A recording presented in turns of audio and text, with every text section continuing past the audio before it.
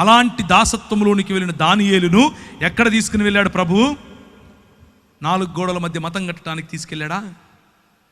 దాసత్వములో దాసునికి ఏ హక్కు లేని దేశములో రాజుకు బుద్ధి చెప్పటానికి తీసుకెళ్ళాడు. మేనే టెకేలు ఫార్సిన్ అని చెప్పగలిగాడు. ఎలా చెప్పగలిగాడు? పరిశుద్ధాత్మ శక్తి, పరిశుద్ధాత్మ నింపుదల, పరిశుద్ధాత్ముని యొక్క ప్రేరణ, పరిశుద్ధాత్ముడిచ్చినటువంటి ధైర్యం.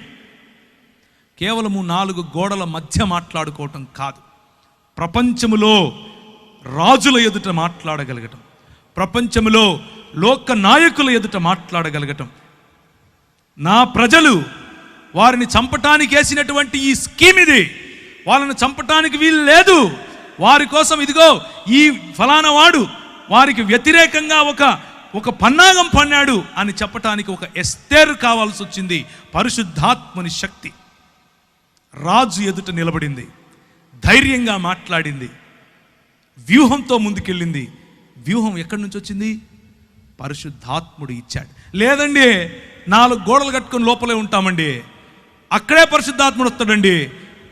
రాజు దగ్గరికి ఎలా వస్తాడండి? గవర్నమెంట్ ఉద్యోగం చేసేవాడికి ఎలా వస్తాడండి? వ్యాపారంలో పరిశుద్ధాత్ముడు ఎలా పనిచేస్తాడండి?